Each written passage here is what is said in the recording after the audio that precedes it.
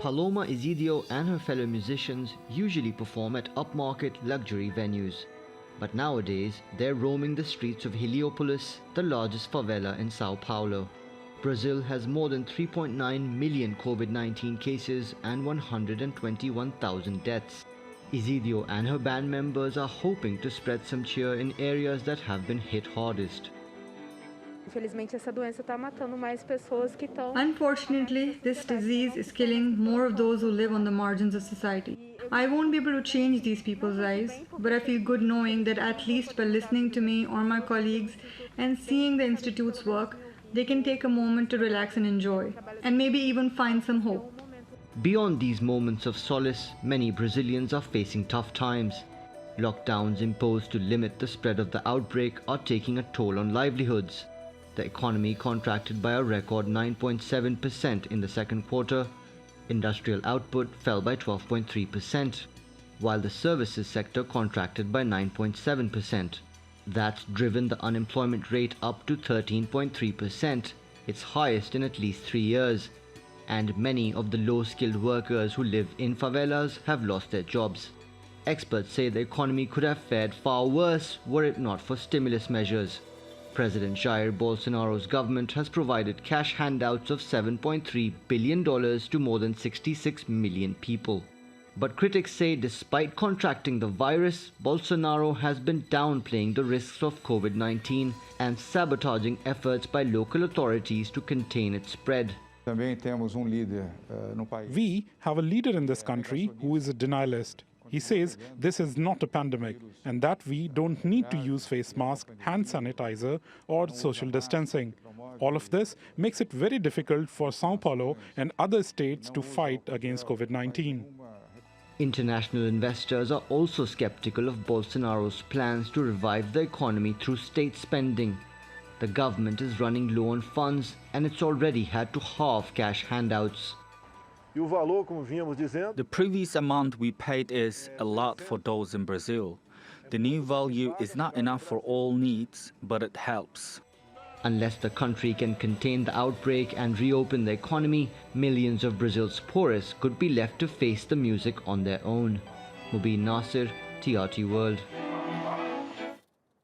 Well, for more on this, America's analyst Remi Piet joins us now from Miami. He's a research associate at the University of Miami. Welcome back to the program, Remi. Now, the latest GDP data shows that Latin America's largest economy is now back to the size that it was back in 2009. Are you surprised by just how much Brazil's economy shrank in the last quarter because of this pandemic? No, I'm not surprised. And obviously those are, poor results and poor numbers for the Brazilian economy. But we have to keep in mind that it is the one country that has been the most impacted by coronavirus. Also hasn't dealt with it very efficiently. The Bolsonaro administration was full of mixed messages, a lot of populism that obviously did not, help into managing the situation. However, why are we seeing such a poor showing of the economy in Brazil? It's due to the fact, obviously, the retail sector has been impacted very strongly, but the stipends that the Paulo Guedes Ministry of the Economy has put together has kind of mitigated the strongest impact of the pandemics.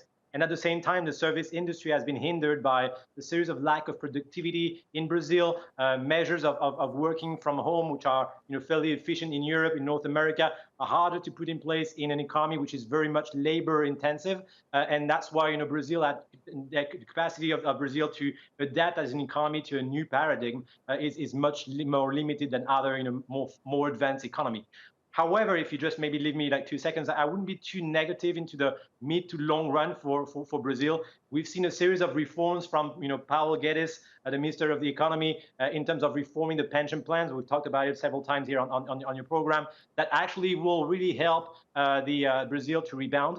There's been also, if you look at the structure of the Brazilian economy, the capacity to export mining materials or farming products to China as a main country and partner. Obviously, the Chinese economy being potentially less impacted than other economies in the world, that will play in the hands of Brazil's favor into the mid-run. Obviously, those are not very much value-creating activity, but it's still very interesting to see that there is still a backbone to the Brazilian economy. And so I expect to actually see Brazil having a better showing in Q3, Q4 than maybe other economies in Latin America and the world. Yes, so do you then believe that, it sounds like you believe the worst is over, but that's despite Brazil having the second highest number of coronavirus cases in the world. It really is struggling to contain this pandemic. So do you believe the economy will be spared as well? I'm not saying the worst is over. Obviously, there's a series of scenarios of how the pandemic can be dealt with, whether there's going to be new a rise in numbers. I'm just saying that the economy of Brazil has potentially more stronger structure of sectors of the economy, the mining sector, the agro-industry sector, the car industry, which is also potentially one that has been the most impacted lately, but might actually rebound if we're seeing a V type of curve in terms of the economic rebound of the world economy. So potentially Brazil has the capacity to rebound faster than other countries, but obviously right now we're seeing Q2 results, so that's the midst of the pandemics. Q3 it will be very interesting to look at, but I think again the structural reforms that were done in the first 2 years of the Bolsonaro administration in terms of pension refunds and so on, if that hadn't been done at the time, we would have seen a very much harder situation in Brazil. I'm not obviously not taking in favor of the way Bolsonaro himself has handled the pandemics and the kind of narrative that he's been pushing for, but the structural reforms of the economy itself might actually be a very strong asset in the near future. Okay, Remi Piet from the University of Miami, thank you so much again for sharing with us your